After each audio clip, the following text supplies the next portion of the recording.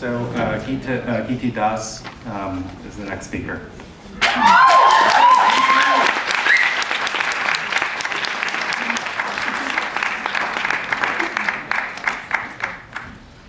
Beautiful.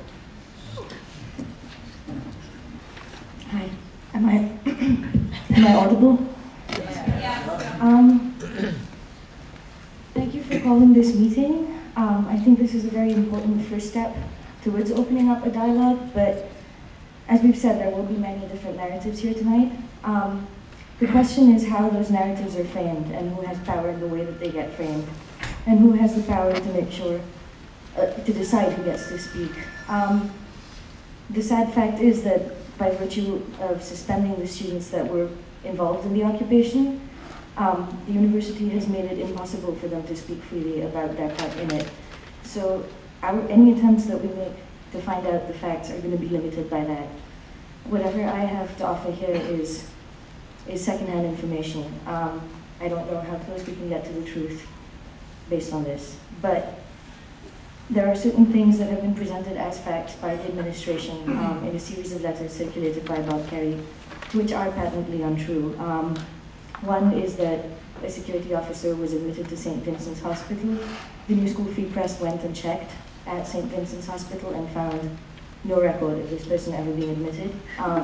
Security then backtracked on the statement. On Friday morning, a group of protesters entered 65 Fifth Avenue, barricaded themselves inside the building, and did not comply with the NYPD's and security's requests to leave the building. That much we know.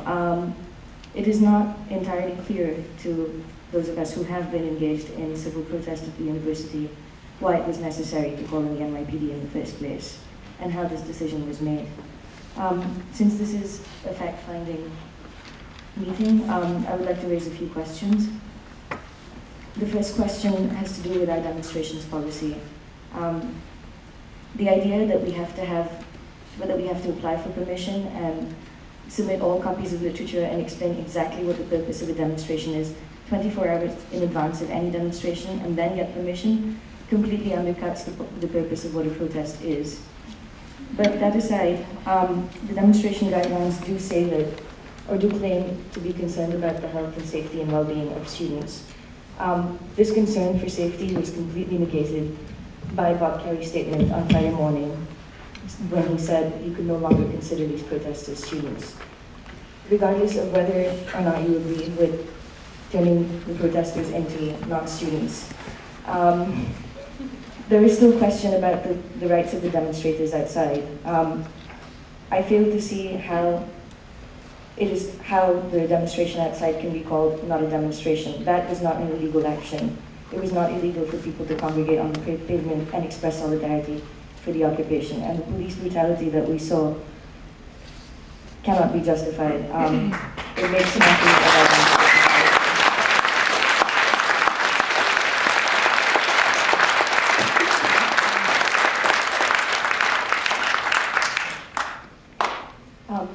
Footage taken by an independent journalist and put up on the New York Times blog shows one protester being arrested, wrestled to the ground, and beaten. Another student protester, who was a student at the New School, then went up to the police, and you can see in the video him saying, "Shame on you," to a policeman. He was not in any way physically attacking a policeman. He was not messing around with, he was not doing anything with the barricades. He was peacefully expressing his outrage at the arrest of the first protester. He was also tackled to the ground by an NYPD officer who then ran away, and then 4 other people came and held him down with their knees and beat him. He was then taken to jail and was not given treatment until he was released the next day. I fail to see how the New School can claim to, in its demonstrations policy, to have any concern for the safety of students if this is how students rallying outside peacefully in support of the occupation were treated, to say nothing of the way that the people in the occupation were treated. Thank you.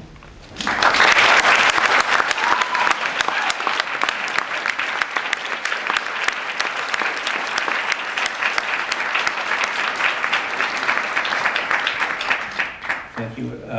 Pat Forte.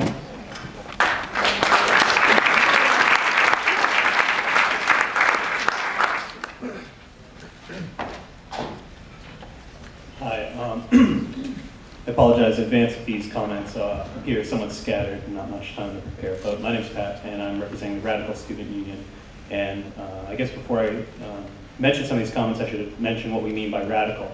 By radical, we mean to go to the root of the problem.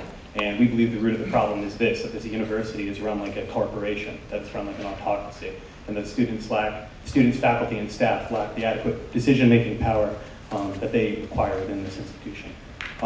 So we're here to tackle the difficult questions, and some of the difficult questions include the use of police brutality and the calling in of the police by the administration, that being the first way through which this situation was handled.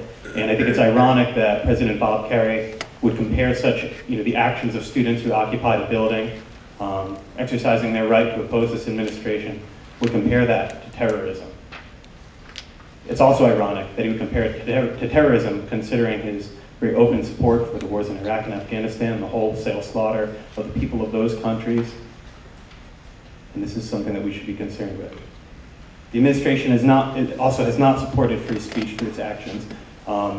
One of the justifications following in the fallout from last weekend's occupation was that the university actively supports free speech, and that the students who occupied this building were somehow violating that policy. The reality is, before that occupation, the administration further violated its own norms regarding free speech when several of us holding a teach-in regarding the history and legacy of the new school were ordered to disperse and were threatened with suspension. And arrest.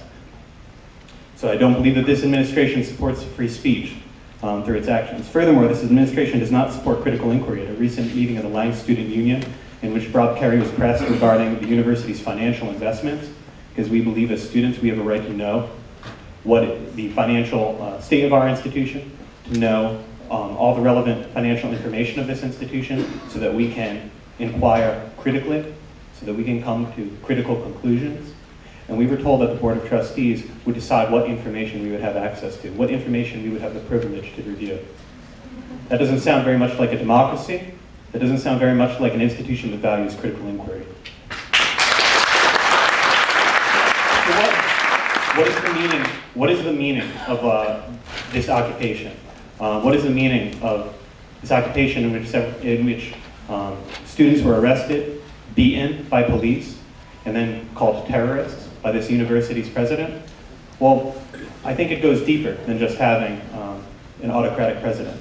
There are a lot of problems that have occurred recently, including the firing of 15 Parsons faculty, the lack of adequate jobs and financial aid and scholarships in this institution, while Kerry continues to receive a $1 million salary a year. Lack of cultural and community space for the lesbian, gay, bisexual, transgender, and queer community and students of color. Lack of an adequate library, and attempts to strip the part-time faculty of their decision-making power within this institution, let alone deny students the active participation, decision-making power that they deserve. Well, I would say we'd be settling for less than we would possibly be able to obtain if we limited our objectives to simply the removal of Kerry, though I certainly think he's representative of a lot of the problems that we're experiencing. I don't think that the problem is students who are outraged at the direction that this university was going and decided to take action. I don't think that's the problem. I think that the problem is that we need greater participation in this institution, and that needs to be struggled for, and that students, we have to take control of this institution. And I think that that's what's going to solve a lot of the problems, along with students, staff, and faculty. And so that therefore I think corporate decision-making structures within this institution need to be transformed. We've begun to transform them slightly over the last several months through the actions that have been taken, but we have a long way to go. I guess those are my comments.